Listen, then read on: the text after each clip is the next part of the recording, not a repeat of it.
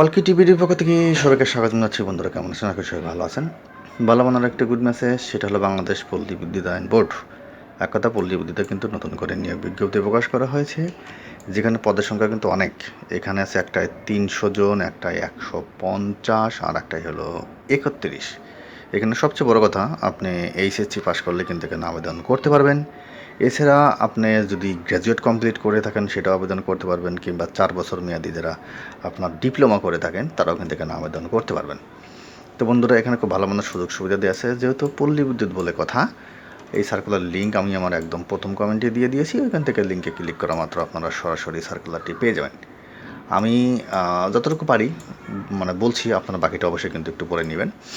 তো চলুন দেখি এখানে কী বলছে না বলছে। লাইক দ্যাট আমি একদম নিচে থেকে বলি। সহকারী স্টোর কিপার লোক নেবে 31, কম বেশি হতে পারে।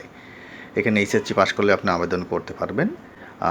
জিপিএ টিপিএ কত কী চাইছে না চাইছে এখানে দেওয়া আছে। তো এখানে আপনাকে 18,300 টাকা আপনাকে স্যালারি দেওয়া হবে। এছাড়া অন্যান্য যে সমস্ত ভাতা থাকে সেগুলো কিন্তু আপনাকে দেওয়া হবে। এক কথা বন্ধুরা, আমি যেটা বলবো সেটা হলো যে পল্লী বিদ্যুতের যদি সুযোগ সুবিধা নিয়ে আপনার ভিতরে কোনো প্রশ্ন থাকে, আমার মনে হয় এটা আপনার একটা ভুল। এখানে আপনি একবার কোনো মতো ঢুকতে পারলে হয়েছে। তো বাকিটা হলো যে সহকারী হিসাবরক্ষক, এখানে 150 জন। গ্র্যাজুয়েট কমার্স থেকে কমপ্লিট করলে আপনি আবেদন করতে পারবেন। বিকম কমপ্লিট করলে আবেদন করা যাবে। এখানে 26,000 সামথিং স্যালারি পাবে। আনুষঙ্গিক সুযোগ সুবিধা যেগুলো আছে সেগুলো তো থাকছেই। এরপরে সহকারী জুনিয়র ইঞ্জিনিয়ার, এখানে 4 বছর মেয়াদি ডিপ্লোমা, সেটা হতে পারে ইলেকট্রিক থেকে কিংবা ইলেকট্রিক্যাল পাওয়ার ইঞ্জিনিয়ারিং, এখান থেকে কিন্তু করলেই আবেদনটা করতে পারবে। এটা এসে 29,000 সামথিং স্যালারি পাবে।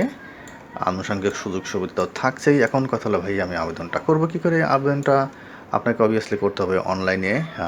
এটা সময় তারিখ হলো 17/11/2024। ওকে, এখান থেকে অনলাইনটা আবেদনটা শুরু হবে। এই যে এখানে সব কিছু বিস্তারিত বর্ণনা করা আছে। তো বন্ধুরা, আমার মনে হয় আর নতুন করে বলার কিছু নাই। আপনারা সেলফ সার্কুলারটি একটু নামায় পড়েন, পড়লেই বাকি বিষয়গুলো বুঝতে পারবেন। আপাতত এতটুকুই থাক। সবাই ভালো থাকবেন। সবাইকে অসংখ্য ধন্যবাদ।